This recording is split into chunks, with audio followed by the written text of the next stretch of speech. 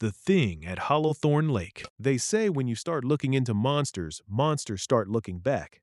I used to think that was the kind of thing writers say to sound interesting at parties. I don't go to parties anymore. My name is Mark. I need to tell someone what happened at Thorn Forest. It was supposed to be a writing trip. Horror novel due in 3 weeks, 40,000 words of nothing. I thought the dark waters of Thorn Lake would inspire me. I was wrong. The dark had other plans. I cast my line at 6:47.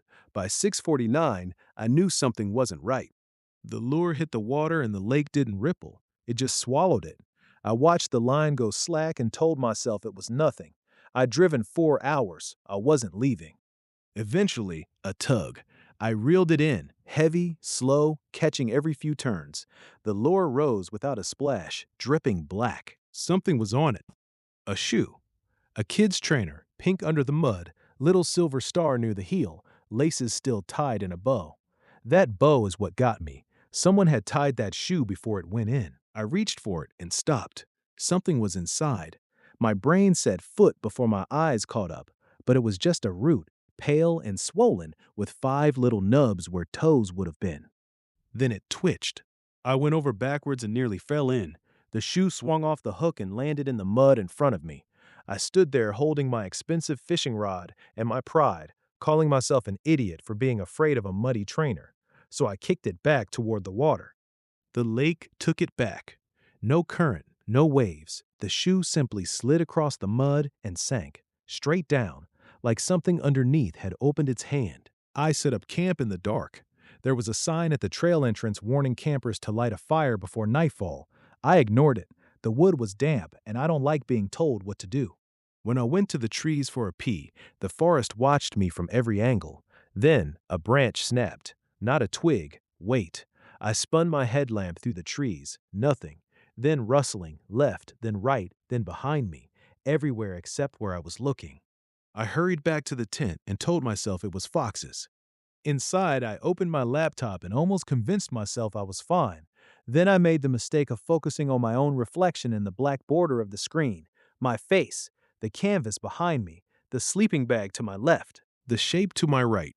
It didn't move. It had been there the whole time. Then the growling started, low and deliberate, a frequency that found the hollow spaces in my body and sat in them. I grabbed my keys and ran. I crashed through the tent, through the trees, branches snapping behind me. I could almost feel warm, putrid breath on the back of my neck. When my feet hit the gravel of the car park, the feeling eased. The car didn't start the first time, or the second. On the third turn it caught, and as my headlights swept the car park, I saw it standing at the tree line. It was bent over, long arms hanging to its knees, head twitching side to side like it was listening to a frequency I couldn't hear. Pale, not white, but pale like something that lives under stones. Its back was wrong, hunched and segmented, moving in sections, like a centipede made of human spine. I drove. I didn't stop until I hit pavement. Now I'm in a 24-hour internet cafe in Corvus Vale, typing this from booth 3, shaking so hard the keys are clicking like teeth. All my gear is back at that lake. I don't care about any of it. There's one thing I can't shake. When I saw it at the tree line, its head came up. It looked at me. And its face, it didn't have one. Just smooth skin where features should be. No eyes, no nose, no mouth. But it saw me. And it wasn't hungry for meat. It was hungry for the space I occupy, for the shape of me in the world. The woman running this cafe just told me I should have lit a fire. The strange woman muttering in the corner lifted her head the moment I mentioned the lake.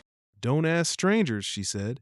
"We asked strangers once. It didn't help. I'm heading to a guest house. First light, I'm gone." But before I go, has anyone seen it? The pale thing with the segmented back and the smooth face? Because the woman running this place just leaned in from the doorway. She's not laughing anymore. She wants to know why I'm asking about it to strangers. She wants to know if it spoke to me.